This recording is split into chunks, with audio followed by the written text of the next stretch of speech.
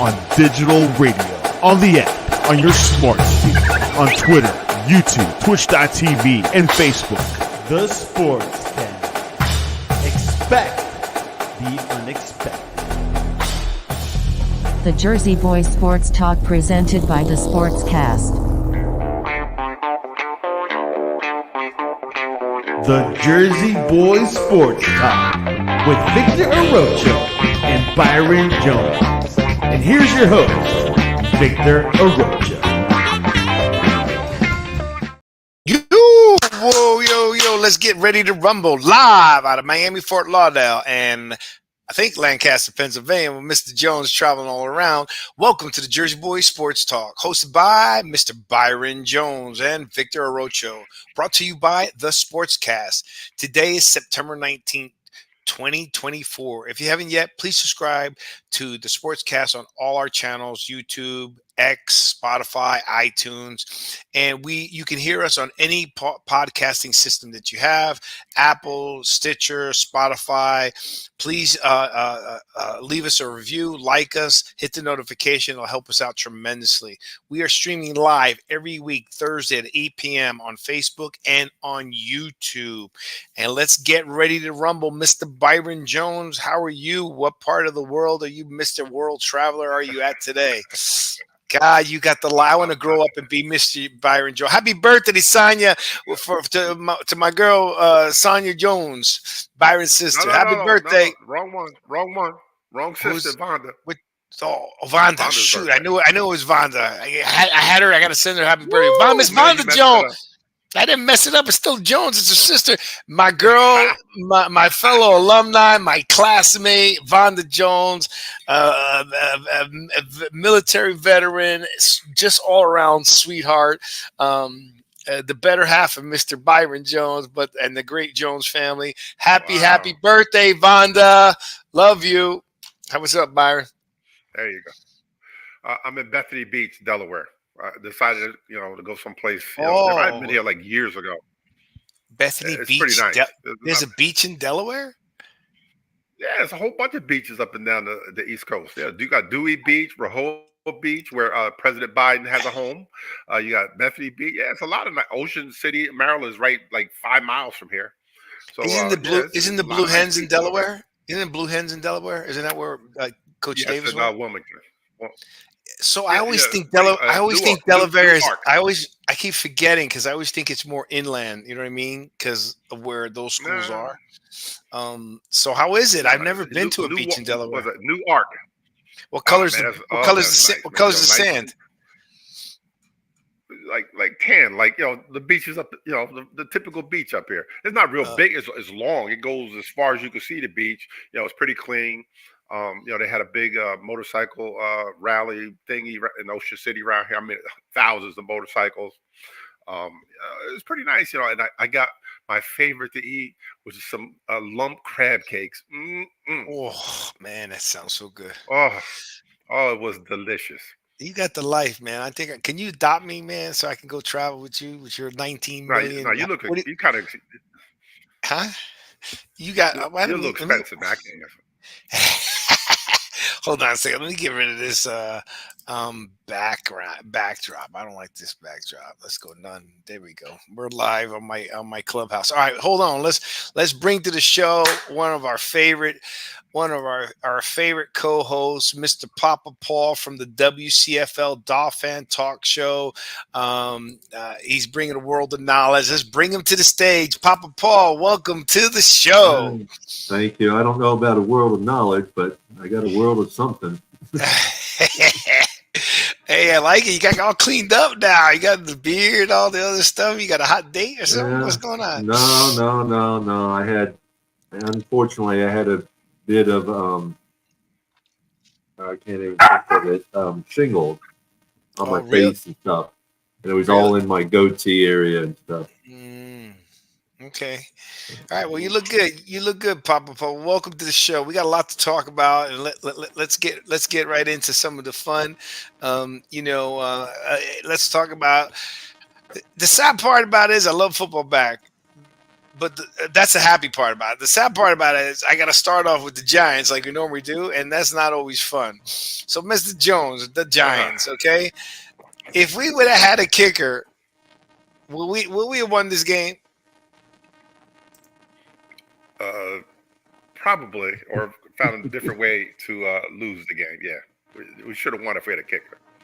But the problem is that they knew that he was hurt before the game, and then all of a sudden, instead of elevating the guy that they have, a Rutgers kid kicker, for the game, if he couldn't go, they got kind of stuck, and then you had the punter trying to kick the the extra point, and that sort of whatever happened. And then once that happened, then they realized we have no kicker, and we're going to have to go for two for the rest of the game.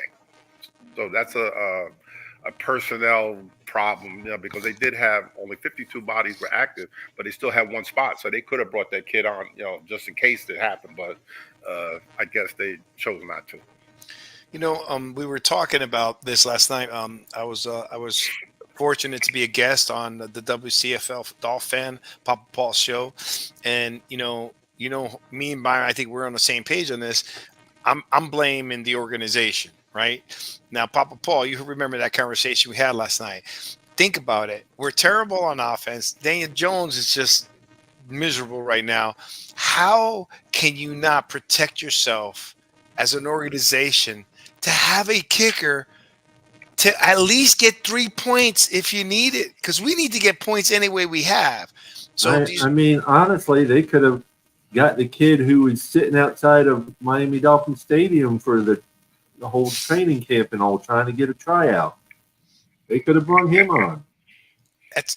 But do you see, Papa Paul, where we blame the organization? I mean, that's a bad move.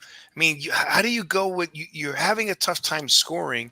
Look, playing defense. My sophomore year, we had was my fraternity brother, really good kicker, and that's when I realized the value as a defensive player. We won a game 9-6 with 3 field goals. Think about the other day. Didn't someone win the other day with 6 field goals? Wasn't that Dallas? Or somebody won with 6 field goals? Yeah, Washington won with Washington won with 7. Washington 7 field goals. With 7 field goals, okay? That's 21 points. Now, granted, you can't win an entire an entire season with field goals.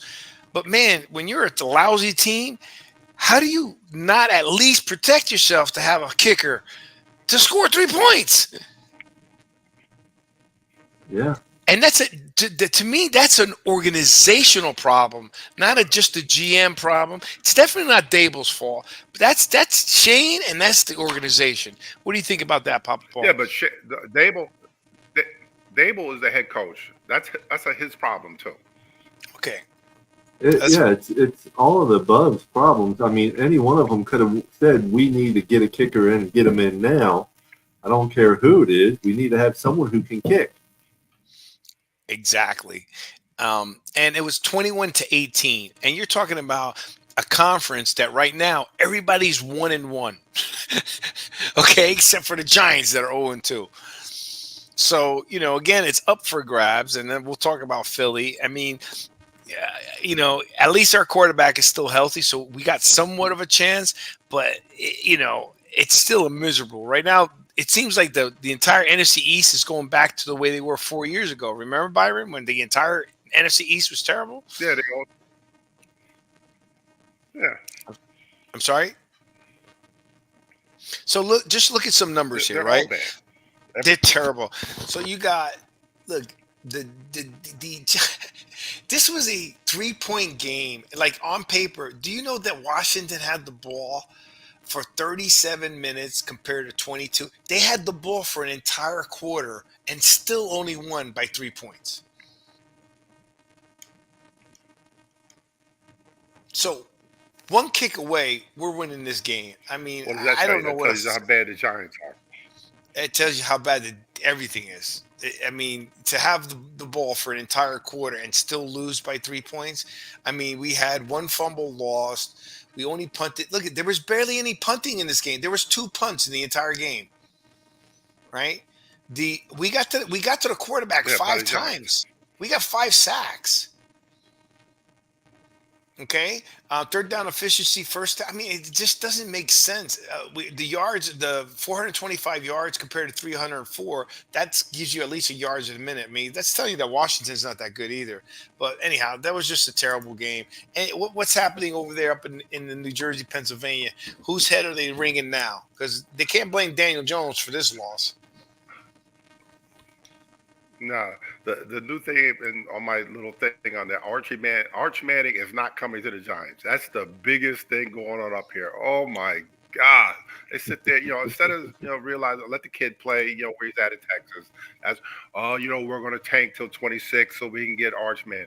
Oh, we're gonna get that. That's all you hear up here. That's all you hear is that Arch Manning is gonna be the savior. He's gonna come to the Giants. They're gonna tank this year and next year, to make sure that they get him. And that's the biggest thing that's going. Daniel Jones to the side, but the biggest thing is Arch Manning, and the kids played what? He's a backup. He's a backup right now. Backup to the other kid. He's still and the crazy thing with him, he's a second, he's the second highest paid NIL player in college football, behind Shedeur Sanders, as a backup. Well, that's because of his name. I mean, his name carries a lot, right? I mean, he's definitely a prodigy. And remember, he's the son of Cooper. Still. That technically they said that Cooper was the best athlete in the Manning family. Yeah.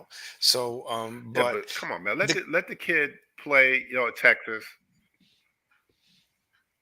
I do think if there's an opportunity, the Giants are gonna go for a Manning based on their experience with Eli.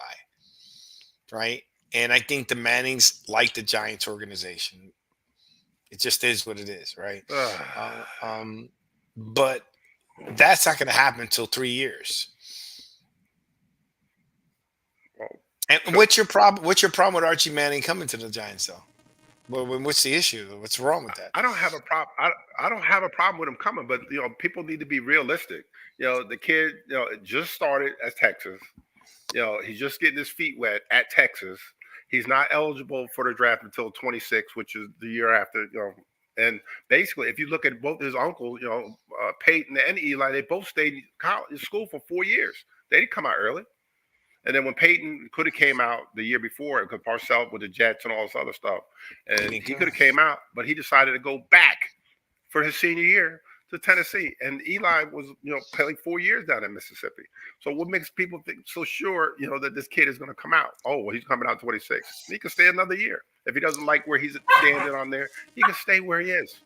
Well, and make all that money, make $3-4 million a year. Exactly. Right now, they're making the money in the college. Why would I come out early when I can get my education and get paid, play football here, and develop myself more? I agree. Yeah. And look, you got to also remember too that the kid doesn't need money to come out, and think his family's got money. Number one. Number two, the Mannings. They're developing him. They're telling him stay. You know what I mean? Because the success that the two brothers had playing 4 years. Look at Eli. Like you said, Peyton could have came out. He stayed at Tennessee for a 4th year. Look at the difference when you have 4 years of playing. How many years did Patrick Mahomes play? Patrick Mahomes played a lot of games. He didn't come out really fast. These other guys are coming out in 1 year. Brock Purdy too. Let's throw him out there. Brock Purdy played, and then who's the other one from? Jordan Love played a lot of games. Right, in college, Well, I mean, you can just look at our backup quarterback, Skylar Thompson. He was 6 years in college before he came out. And look, I think that makes a huge difference. I think game time, just getting the feel. So anyhow, look, I'd love to have another Manning on the Giants, but in 2 years. Right now, I don't think we're a quarterback away from being that good. I think we got to fire personnel, we got to fire a GM, fire the coach. I'm sorry, I don't see. Everyone keeps saying, "Well, why are you going to rebuild again? Why are you going to rebuild again?" What are you talking about? Byron, let me know when the rebuilding starts. Because I bring this up all the time. I bring this up all the time. Look at the Detroit Lions, for example. Their third year, they're going on the fourth year, and they're right on the edge, as far as competing for a Super Bowl. It's the same amount of time bad, and they were able to turn it around with a veteran quarterback, drafted well, free agency here and here, good coach, good GM, and look where they are. And so now the Giants are talking about they're the third year into the Shane thing. So now they get ready to blow it up again when they get another quarterback, and it's gonna be a long time. And then look at the demise of the Panthers. I mean, they just did a totally 180. They're terrible, and they were pretty decent. And that new owner came in is making a disaster out of it. Anyhow, let's move on. Anything else with the Giants? From I'm concerned, it's a hard conversation to have.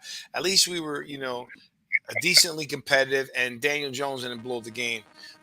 So that's what I care about, right? And with the NFC East being terrible, we got some shot, but what good is it having a shot if you can't any deeper in the playoffs? So let's go. Hey, I just want to shout out to some people joining our show: George Callis, Frederick Dunlap. Santiago is voting for me to be the GM of the Giants. I'll take the job if offered. Sharif West, thank you for joining. I got Hooked Up Joe, Fins Up. How you doing? Thank you for joining our show. Every time Papa Paul brings the crowd. All right, let's go on to the next one. Let's go into my favorite. Dallas. I'm happy. I picked the Saints, Byron. You picked Dallas, you and Joey back at Donuts. Sure. See what he does this all the time, Papa Paul. He acts like we don't. He acts like we don't record this, and he picked Dallas. I don't remember, man. And then you had Dallas in your top five. I didn't have Dallas in my top five. I'm like, you keep saying prove it. Santiago, pull the recording. All right. I picked the Saints. Because again, I don't trust Dallas. I also thought Derek Carr is hot. He gets hot, he gets cold. Not that I don't know if he can sustain the season, but I did pick the Saints. I didn't expect a blowout, but I just heard something that the Dallas has been giving up like over 600 something yards. Like their run game, they're not ahead, and a quarterback sits back, and Michael Parsons can't just be free to rush. Their rushing defense is not good at all. Papa Paul? Yeah, the whole NFC East. I'm sorry. Go ahead, Papa Paul. No, it's ridiculous. If you run the ball, you can run all over Dallas, plain and simple. The Saints is going to be the sleeper of the whole thing. Everyone's not looking out for the Saints, and they've scored 91 points in 2 games. I mean, it's something you got to look out for there, right then and there. They're going all over everybody. And I'm happy that it's happening early to Dallas because it's also their teams are getting older. They're making the pay. And then there was a good point brought up too, I heard on one of the shows, is that Michael Parsons is calling out his team, but at the same time, he's probably concerned because he's looking for a new contract. And if their defense isn't doing well, it's going to be kind of a hard argument to try to get a big contract. Byron, what do you think about the defense that Dallas is rushing?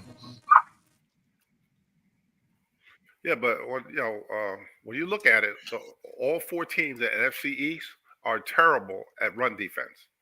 To be honest, all of them. And when you look at as far as their lineup, they're lined up with smaller defensive ends because Parsons is not that big. The other guy on the other side is not that big. For the Eagles is the same thing. The Giants are playing with Burns and Thibodeau at ends. And when you watch the Eagles and when you watch what happened to Dallas, everybody's running off tackle because you have the smaller defensive ends. They're not 290-pound, 300-pound ends, but from back in the day, they're smaller. So you can run off tackle on all 3 of those teams, and all 3 of them are giving up almost 5 yards carry rushing the ball. Well, look here's some of the numbers. Right. Total yards for Dallas, 353. And the Saints had 432 yards. So they had pretty much 80 more yards.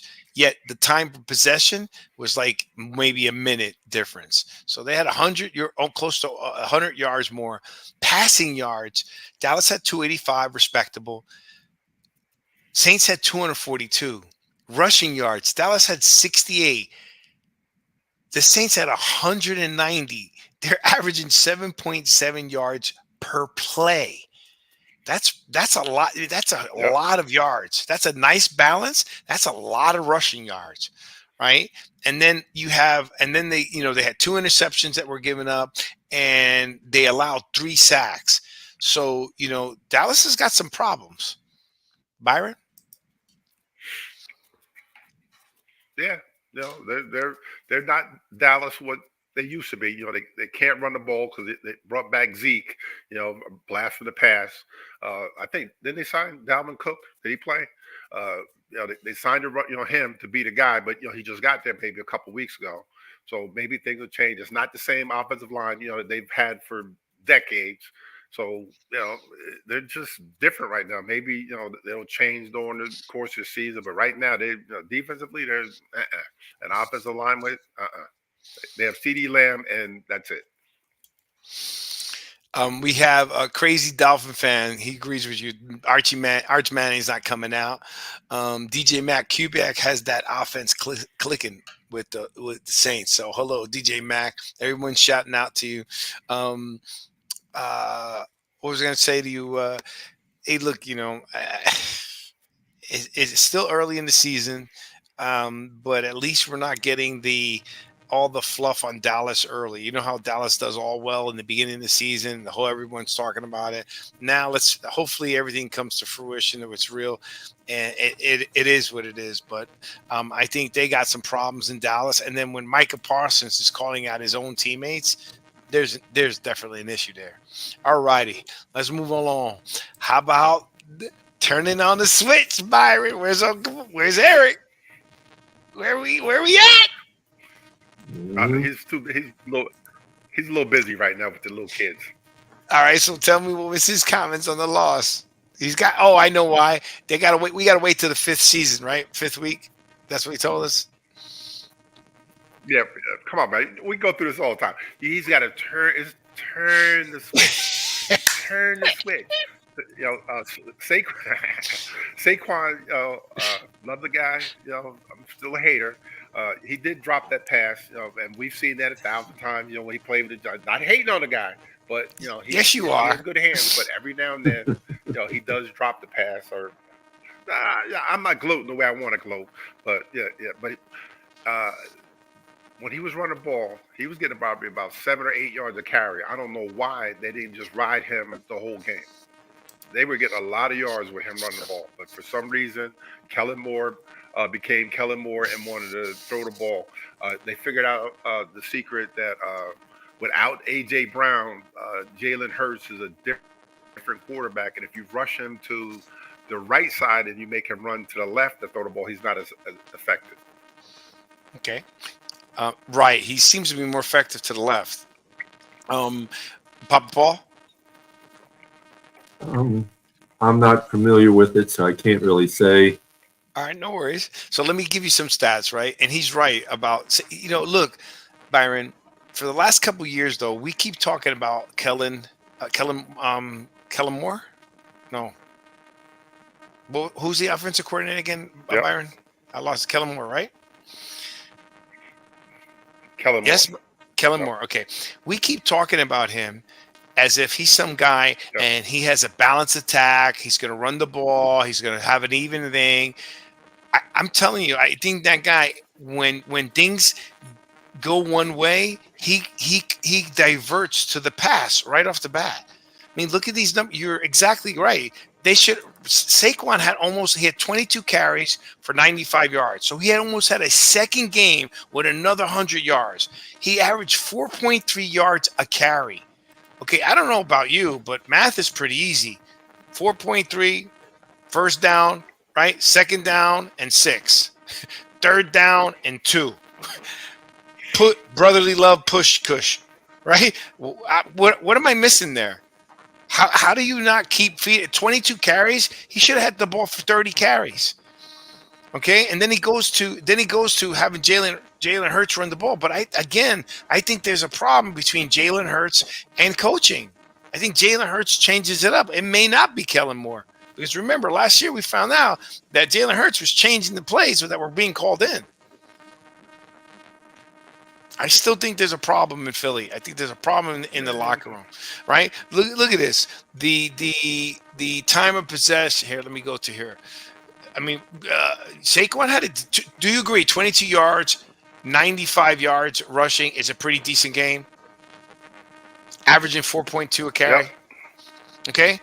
Now he didn't have a TD. Well, you didn't give him the ball to have a TD. Now let's go to team stats. Team stats, right? This goes back to what we said last year. They got a problem. The Falcons put up 233 yards. Now, granted, probably most of that was in that last play, but 233 yards passing. At the end, he didn't throw one incompletion to score that winning a field goal or a touchdown. Not one incompletion. Time of possession, the Eagles had the ball for 11 minutes more than the Falcons and still lost that game. How do you have the ball for 11 more minutes and lose? You know why? You're not running. Yeah, go ahead, Pop Ball. Well, we had the ball against Buffalo for quite a bit more time and lost the game. I'm going to bring that up because if you look at that on paper, first of all, when I looked that up, I was so surprised how dominant. And then how did you not? And I could the stats do not equate to the score. Something's wrong. Yeah. I'm gonna bring, no, they don't. Yeah. I'm going to bring that up in a little bit. But Byron, Philadelphia losing again is not a good sign. Something's wrong. And now, granted, there's no A.J. Brown, right? So that makes a difference. But that doesn't still tell you why your defense let a Kirk Cousins, Mr. Moneybag, go straight down the field and score. Like, I couldn't believe how fast they scored. They did everything. What's the problem is that you have smaller defensive ends, the Eagles, and everything is they're not running between the tackles, the two big old giant guys in the middle. They're running off tackle. They're blocking the ends that want to rush up the field, and they're running off tackle. They ran off tackle off them all game long, and for some reason they couldn't stop it. They went to a 5-man front, and they still couldn't stop it. So that's on the defense. Yeah, and isn't Sirianni a defensive guy? Byron, did you freeze on me? Sirianni is supposed to be a defensive guy too, no? Well, every time they have a problem, it's usually the defense. Well, they get Kellen Moore, so if they get Kellen Moore, they went out and got they went out and got Vic Fangio. He's supposed to be, one of the best defensive minds around. So they went out and got the best that was available. So, and the fans are already telling us to take him back. Well, he's not doing too well in Philly. He didn't do too well with us either, though. Mm-hmm. And remember, he went to Philly and flipped them. He flipped their defense. Weren't they a 4-3 and he switched to 3-4 or vice versa? Well, he doesn't like to move his guys around. He wants them on one side of the field only. Well, they were on one side of the field. They were on the losing side of the field against the Falcons with our money bag Kirk Cousins with the greatest agent. I mean, it's like when he was coaching us, he had Jalen Ramsey up against the second number 2 receiver for Buffalo and had Kader Kohu on Diggs, which is never going to work. Mm-hmm. All right, before we get into Tua a little bit for Papa Paul, so the NFC East right now, Byron, is up for grabs. Anybody can come in there, but none of them are good right now, I don't think. Maybe Dallas had just one of those games, but it's amazing what's happening in the league right now. And again, everyone's going to blame it on preseason. But this is why I like you should play your game. So let me ask you a question. Do you think the Bills are for real? Papa Paul, this is your division, so you tell me. No, I don't. Plain and simple. I think I just think they've gotten lucky with what has happened. We didn't even show up. I'll say that right now. Our defense, it was like the only person who showed up, there was 3 people who played. Devon Chan, 165 total yards. Jordan Brooks, and there was one other player I can't think of right offhand, but that was about it. I mean, our defense didn't do much of anything. They couldn't stop, the run half the time, and it was just very, very vanilla. Byron?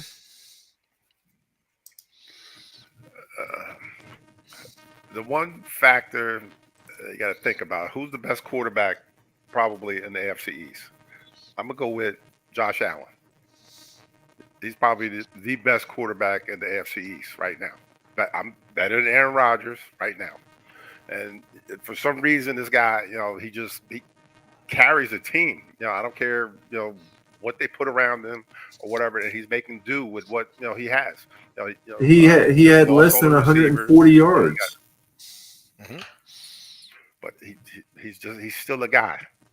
He's that everything. It was their defense that did more than their offense. Mm-hmm. They had one pick six and two other interceptions. They had a total of 3 interceptions, one for a pick six. Yeah, 3 interceptions, a pick six. Well, I'm going to go over the numbers now, but I'm going to answer this question when Paul. But go ahead, finish up, Byron. Josh Allen's still a good quarterback. We cannot deny that. All right, so here's my thing: are the Bills for real? I'm going to say no. Okay, and the reason, do I think Josh Allen is good? Yes. Do I think they need Josh Allen? Yes. The reason why I don't trust the Bills. How many times have we seen the Bills dominate and then just fall off the face of the earth on the second half of the year? Okay. How many times have we seen them, like last year when I said, the Bills are getting hot, then they started getting hot. So you don't know, like if they're playing hot in the beginning of the year, they seem to get cold in the end of the year. If they're playing bad in the beginning of the year, they seem to get hot in the end of the year. I haven't seen a consistent Bills team since Josh Allen has been there. So you don't know what you're going to get with the Bills. That's why I don't really truly buy into, are they good right now? Yes. I just don't think they're for real until they prove me wrong, because I've already seen them flip-flop during several seasons. What are your thoughts on that, Papa Paul?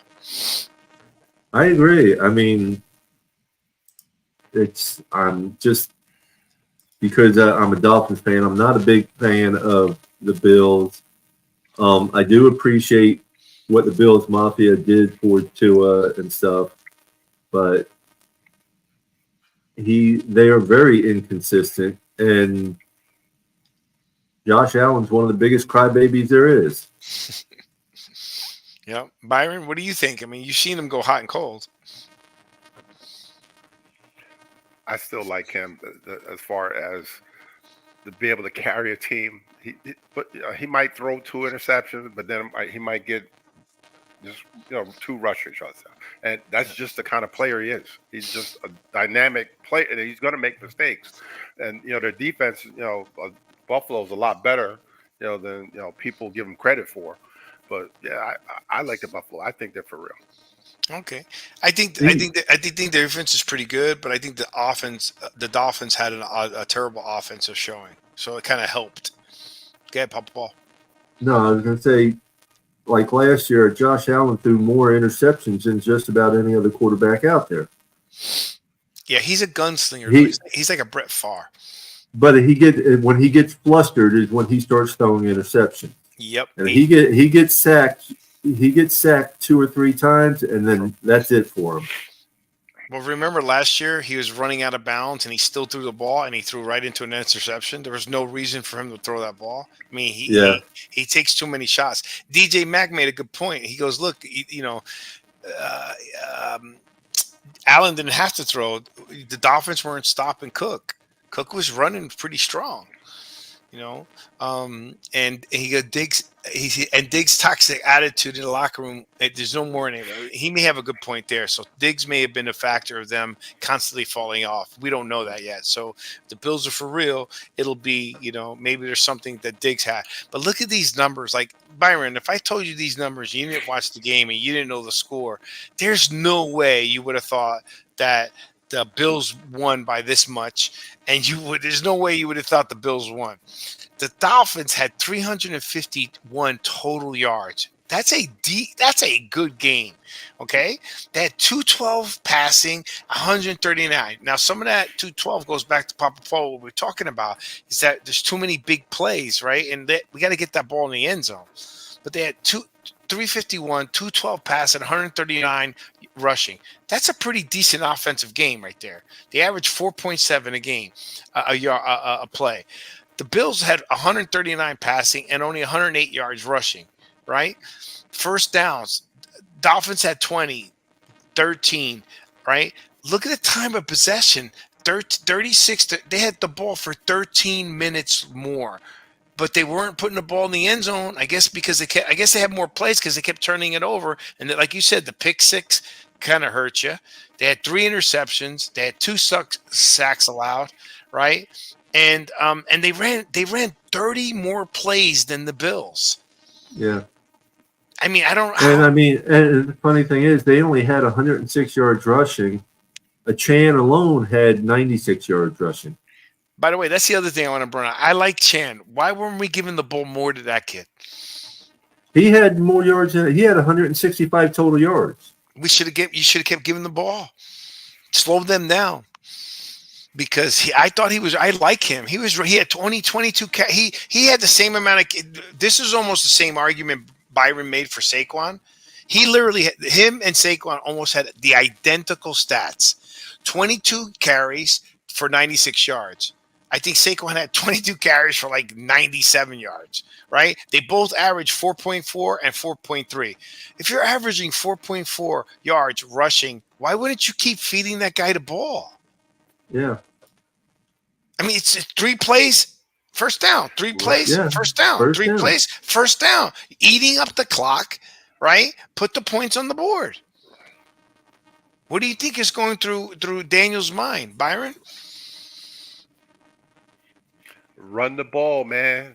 Run the ball. Turn. What's the best thing for a quarterback is to be able to turn around and hand the ball off and get those 4 or 5 yards.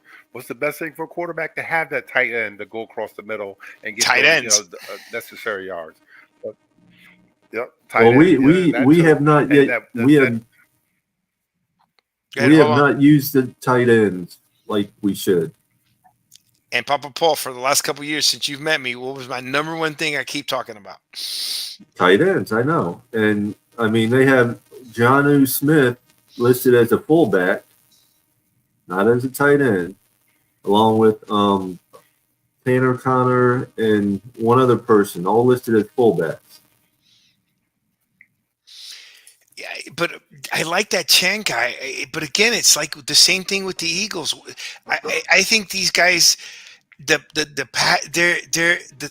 the 3-point. Like I said last night, if you got a running back with at minimum 20 carries, averaging 4 yards, how do you not feed him 10 more times? Both Saquon and Deshaun, or how do you pronounce his name? Achan. Chan. It's Devon Achan. DJ Max said once Moster's back, it'll help the running game. I don't understand that.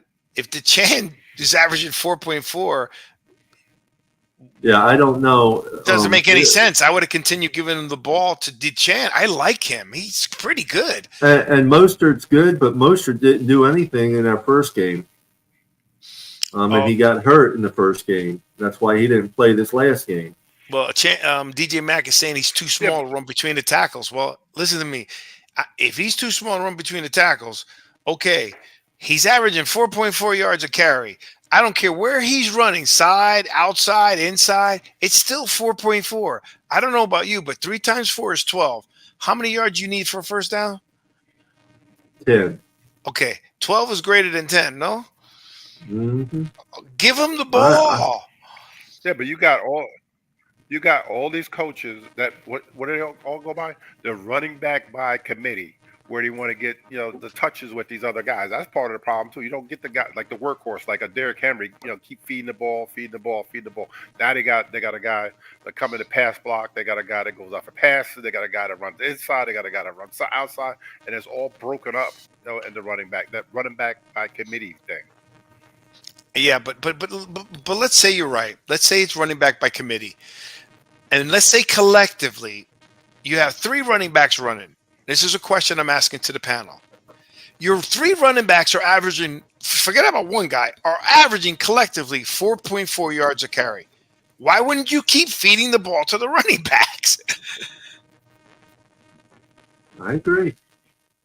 I don't understand what's going on. And then back to what we've been talking about, and your team was talking about this last because night, coach wants. is the tight ends.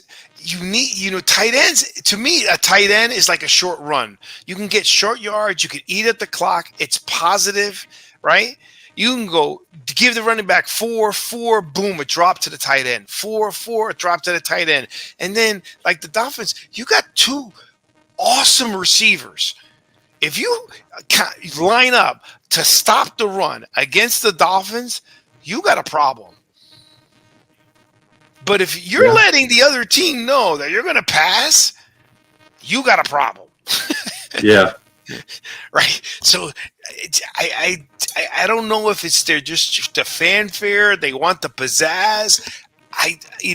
Old school. I like a team just smashing it down your throat, running the ball, and then you have superstar. You have two game-breaking ability receivers. Is that fair? Devontae Smith and Tariq Hill. There's no confusion. They're going to get theirs. They can get 10 receptions, eight receptions.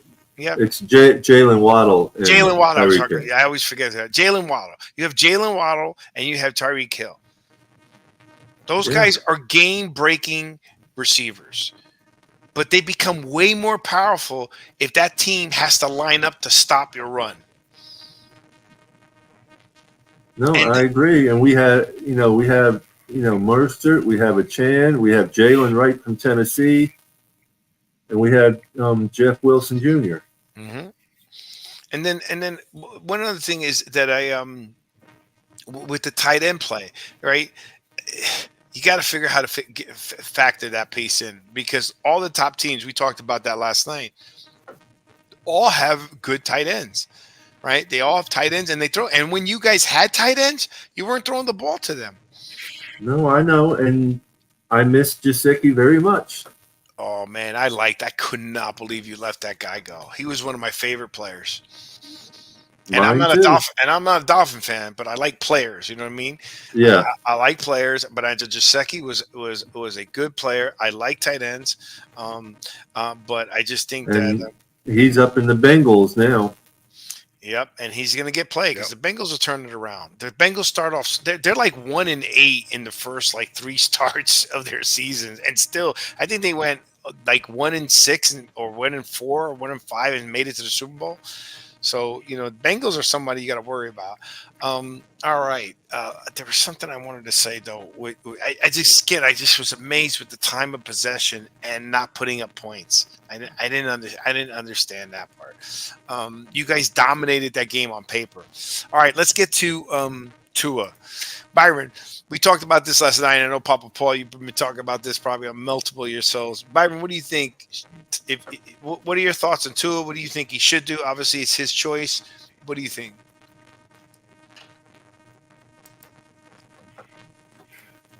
Me personally, I think that should be a choice between him, and his family. He's a young guy. Does he want, he has a history of concussions. Does he, and football is just a small part of your life. He still has his whole life to live. And, does he want to, and does he want to be like the Altoon? Remember him play for the Jets? That's what happened to him with the concussions. He ain't played in 20, 30 years, and he's having issues with that.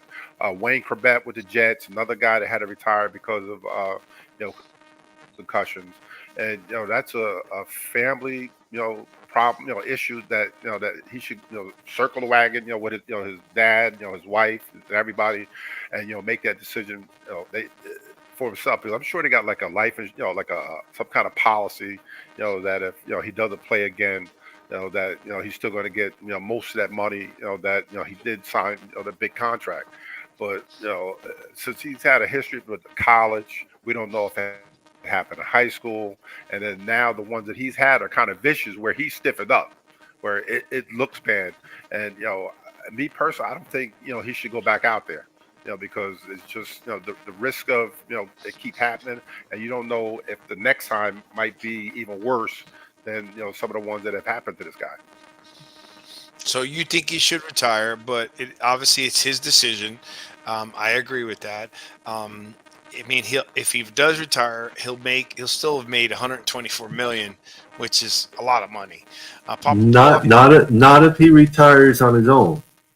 Yeah, no, he's 124 million to have.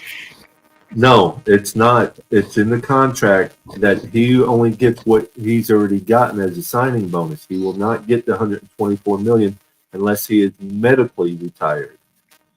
That's okay. I must have read something different, because what I read that he'll get paid. He'll lose. He has a chance to lose up to 120 something million to work out his contract. But if he retires today, he still have earned $100 million, because his signing bonus was how much? Right, it was very high. He's going to get paid. He's going to get paid for this year. His signing bonus was like 46 million. Mm-hmm. And unless he medically retires, is the only way he'll get the other 124 million. Okay, I'm looking it up. Retires right now. Well, last that I saw, it says here it is. If he's medically forced into retirement, he has the right to collect 124 remaining on his contract. Yes. Right. And so he's able to collect the remaining 124. If he's medically retired. Yeah, medically cleared, but opts to retire. He forgoes the 120 million if he's retiring. Okay, great. How much after retiring from the LFL? Dolphins. I don't know. Well, he's made. How much has he made so far? I mean, he's made. Trying to think. With the signing bonus and the original he's had to make close to 100 million. That's okay. That's where I was talking about. But I mean, his contract, he is guaranteed 124 million still. If he is medically retired, not medically cleared, but medically retired, he will get that 124 million. But if he just decides to retire, if he's medically cleared but decides to retire, he does not get that 124 million. That's my point. He doesn't get the remainder of the 124 million. But if he retires, he would have already made 100 million. He's foregoing 100 million, 124 million. So my point is, he's made $100 million already. I mean, that's enough to retire. I don't know about you. That's $4 million a year in a small return, right? So he's got money. So I think it's obviously it's up to him. But the quick question that came up that was pretty big last night, Byron, and I want to ask you this as a former NFL player, was the statement was this. Hold on a second. Here, do you think the NFL, like the league, can force Tua to retire, even though he's cleared protocol, he's cleared everything else? What are your thoughts on that, Byron? No, I don't think they can. I don't think that's a decision between him and the Miami Dolphins. I don't think unless they do something behind the curtain or whatever. But I don't think the NFL can force him out. It's a bad look. The NFL said I had to go. I just think that they're not going to get involved. They're always going to look out for the shield, as you put it, and I don't think they're going to have anything to do with it behind the scenes, maybe. But as far as an official thing, no. Okay. And that's what the talk was last night. Basically, they're saying the shield is looking out for the shield, and the fact of it's not. They're trying to expand NFL into other countries and things like that, and having the concussions of Tua and him fencing like he's doing and things like that is not a good look for the shield, what they're saying. And with that, they're saying they're going to tell him he needs to retire, basically try and make him retire in order to keep things looking good on the field. So last night I didn't get a chance because you have a lot of people on your show. I didn't get your thoughts on it. Like I had a feeling Byron would say that as a former NFL player. I'm 1,000% with Byron. I do not think. I do not think there is in any man. That's why I was asking Saul. Give me the scenario you're going to be able to tell. Even one of your guys said you ain't going to tell Jerry Jones that. You're not going to. They started changing. What is your opinion? I wanted to hear yours because I didn't hear yours last night. I know. I mean, I see exactly where you're coming from. It's, I've had my own business. You're not going to tell me who I can or can't hire. You're not going to tell me who I have to fire. Mm-hmm. It's my business. It's not yours. But as far as I know, I don't know the whole ins and outs with the NFL and the owners of the teams and stuff. So I can't say. Well, let me give you my scenario, right? It's not just like everything you said was right, that no one can tell you to make your employee retire. But it's even worse. It's not that you're trying to make your employee retire.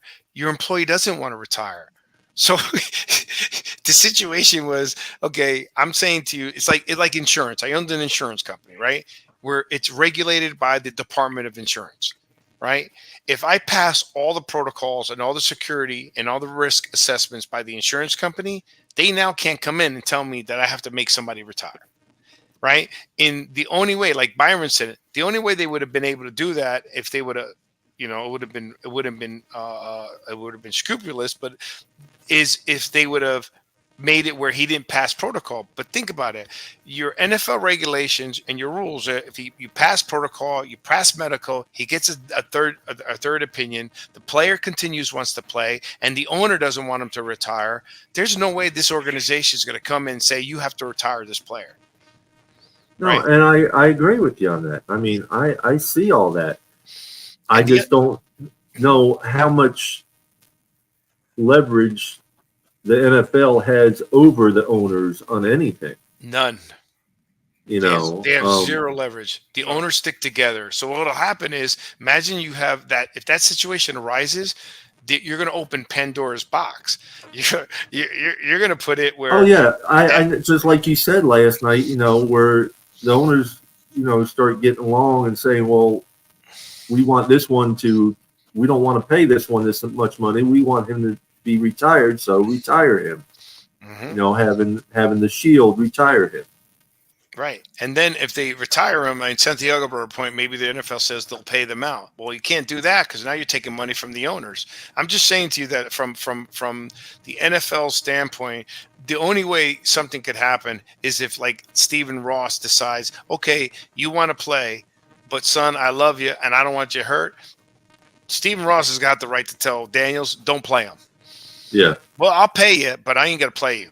And if you want, okay, you collect your money, you want to sit back. The objective for you to stay is trying to play, right? And I don't think his trade value, like last night they brought up, who's going to pick him up, right? Because, they're going to be concerned about his injuries, right? So, I just don't want to see that for anybody. And I hope. Neither do we. I want to see him do well, and again, I'm back to last night. I was saying, I don't agree with, you didn't think about sliding. I don't get it. Just hit the deck. Just sit. You were getting blown out. Nothing else you can do. I know you want to play and stuff, but again, you got running backs that run out of bounds. You got receivers that run out of bounds. You got punt returners that run out of bounds. You're injury prone. Just hit the deck, man. Just hit the deck. No one's going to complain. No one's going to say anything. Go ahead, Byron. I can see the scenario with him that it's the 8th game, right? That since he's on IR, that he can come back after the 8th game, where the 7th game they keep him on IR. Okay, 7th. Yeah, it'll be the 7th. Okay. It'll be the 7th game because it's 4 games he's got to miss. We have a bye week on the 6th week, so he'll come back for the 7th game, which is the 8th week. So go ahead, Byron.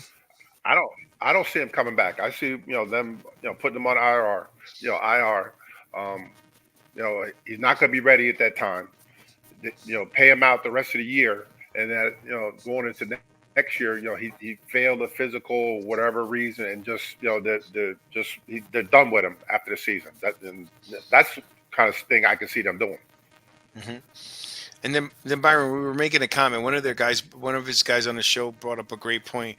Like they were upset. Like, what's going on? Why weren't you giving your backups some playing time? Like everybody's backups.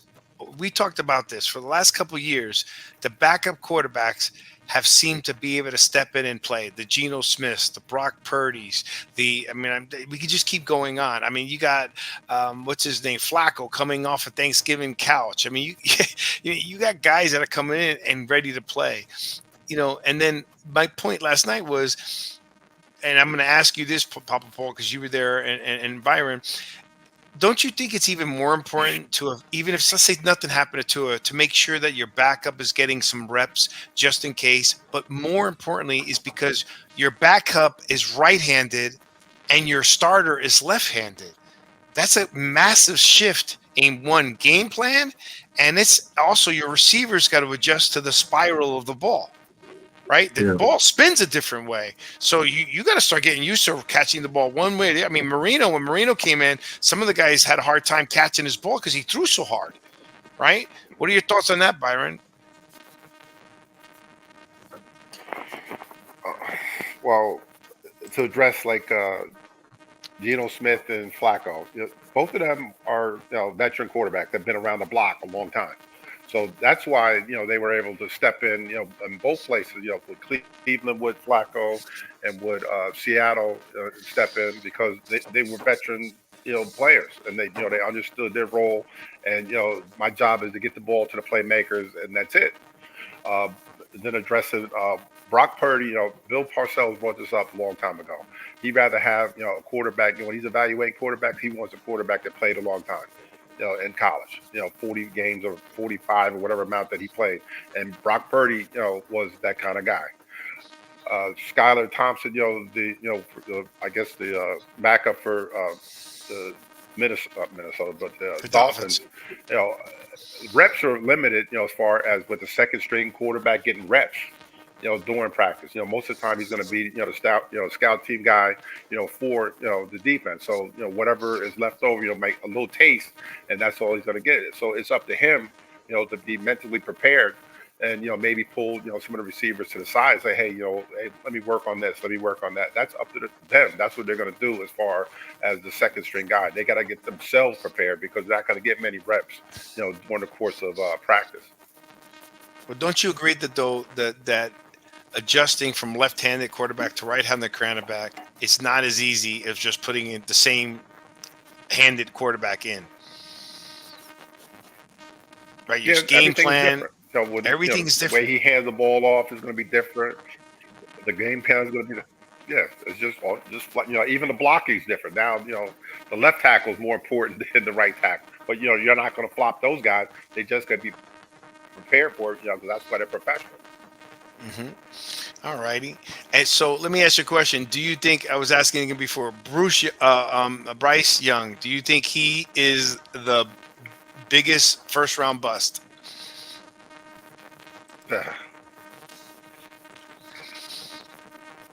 No.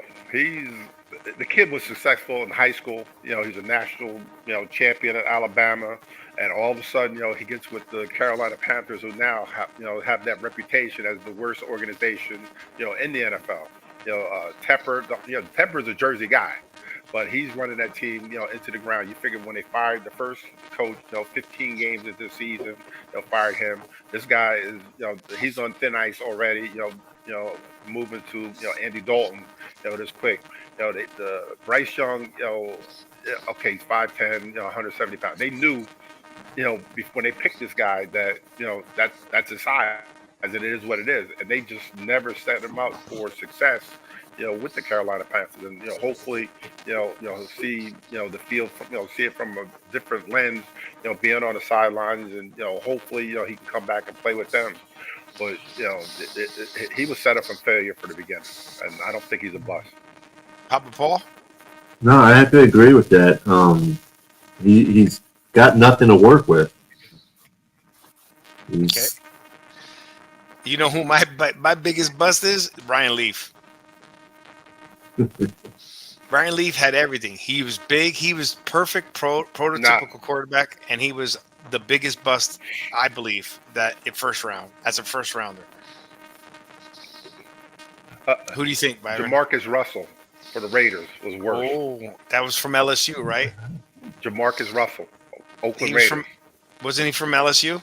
Yeah, he was 6'6", 200. That's a good one too. Yeah. Oh. He was. I know who one of our worst quarterbacks were. Had the Who? Cleo Lemon. had the physical talent, but no. Right. Well, Brian Leaf had the physical temperament too. Yeah. What happened? Woo. What was that, Byron? Cleo Lemon was our worst quarterback. Was your worst Cleo quarterback? Lemon. I remember Wow, him. I ain't heard that. I ain't heard that in years. That name. Wow. Oh yeah. There's a reason why. Another bus for Miami. Deion Jordan? When he picked by them? Well, didn't you have a lineman too, Mandrick? That was a bust. Who you guys got coming up this week? Who's the schedule? Who do you have coming up this week? We play Seattle in Seattle. Oh, the Jets are up 13-0, baby. Let's see what do we got? We got Giants at Cleveland. We got a shot there. It's 14-0 the Jets. No, we don't. Oh, okay. What's that? What'd you say, Byron? No, we don't. Well, you never know. And then, we were talking last night about, who set the quarterback market, right? And one of the guys brought up was our signing of Daniel Jones. For me, I think I think Trevor Lawrence is the one who set the quarterback market. What are your thoughts? No, I agree because he hadn't really done anything and he got paid well. He got paid 20 exactly. Byron? Come on, man. We know who the biggest crook is going. That guy in Cleveland, man. He set the market back. I said that first last night. When they gave him that 200 and God, when they gave him $235 million guarantee, he set everybody up. They were like, "What? Him? Cha-ching!" Everybody got paid because of that guy sitting in Cleveland. Yeah, I did say that first, and then I said the next one was Trevor Lawrence because everyone got paid right after Trevor Lawrence, right? But it was definitely Deshaun Jackson, right? That has to be the worst deal in history. Worst deal. I mean, he's just really bad, and I don't know if he's gotten to his head or whatever. And look at they moved on from Baker Mayfield. Baker Mayfield's balling out in Tampa. Mm-hmm. I mean, he's playing. Got paid too. I'm sorry. And he got paid too. He said, and he got paid. Baker. Well, Yeah. he deserves it. I mean, he's doing well. Remember, Tampa's made it to the playoffs for the last 6 years in a row. well, I mean, the NFC South is one of the worst divisions there is. True. When you make it to the playoff with an 8-9 record, come on. No, that's true. Yeah, that is true. You make it to the playoffs in 8-9. It's true, but hey, you got to be in it to win it, right? I mean, when we beat the undefeated Patriots, we were 9 and what 6 or something, 9 and 7, Byron. 7. 9 and 7, and won the Super Bowl. Right, so you got to be in it to win it. You can't do it. All righty, starting to wrap this up a little bit. So, Papa Paul, tell us about your show when we can find it, and you guys got a big audience there. So, tell us about your show and the great things you guys are doing over there. WCFL Dolphins talk. We're all trying to support Richmond Webb and getting him into the Hall of Fame. We have shows Wednesday nights 8 p.m. till whenever. Saturday night, 6 p.m. till 7 p.m.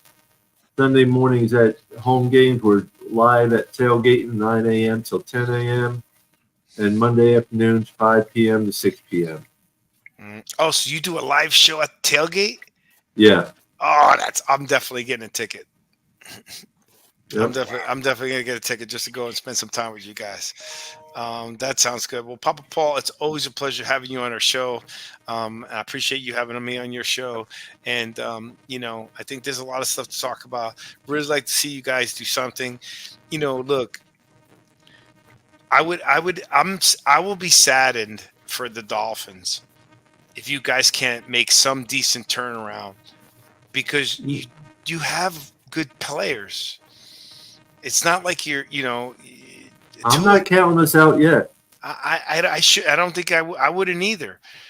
But if something goes wrong, then something's wrong, because if it was all built around one player and you have the talent that you have, because you were the fastest offense in the NFL, that wasn't because of your quarterback. That was because of your team. Yeah. Right. So and they've added to that speed. Exactly. So you guys still got a shot, and this is where Daniels has to earn his money. Do you agree? Yeah, most definitely. Daniels has got to earn his money, because it's not like, you fell off, or, as bad as Daniel Jones is doing, if Tommy Cutlets comes in, it's not like it's going to make a big difference. Right. All right, Mr. Byron. When are you coming back, Byron, from your world tour? Tomorrow. You're coming back tomorrow? All right. How long is the drive? Like 2 hours, not that far. All right. Well, thank you for joining the show. Don't forget, every week we are live on YouTube and Facebook every Thursday. What time, Byron? 8 p.m. 8 p.m. Papa Paul, you don't imagine how many times our friends ask us, oh, yeah, what time? That's great. What time's your show? We've been 5 years running at 8 p.m. on Thursday. I don't understand how hard it is. So I got to remind everybody. Don't forget to subscribe on your social media, on all our channels. Listen to our show. Please click on the link for the WCFL fan. If you're a Dolphin fan, want to hear some good football, they always have good things going. They have a good charity. Why don't you tell us a little bit about your charity? Oh, WCFL Helping Hands Incorporated. We raise money for Dolphins Challenge Cancer event, polycystic kidney disease research, and just helping communities. Awesome. So click the link below. We're going to have a link below in the area for you to donate. You have an area. Click the link below also to join his show. Listen to his show. You have a lot of people there. They're very passionate about their team. Gentlemen, I want to say thank you as always. Let's go see what's happening. Let's go, Aaron Rodgers. I know that's you're a Jet fan, but I want to see him play a whole season to see what happens. Right? Let's see if the proof comes in money. And for us gentlemen that are a little bit older, you got to root for the 40-year-old quarterback once in a while. Once in a while. Yeah, once in a while. So, gentlemen, you have a blessed night. Thank you for everything. Byron, as always. Vanda, happy birthday, Vanda. And I want to make a shout out to my executive assistant, Camila. She found out about our show. She subscribed. She's from Colombia. Camila, this one's for you. All right, gentlemen, goodbye, good night, and God bless. And we are out.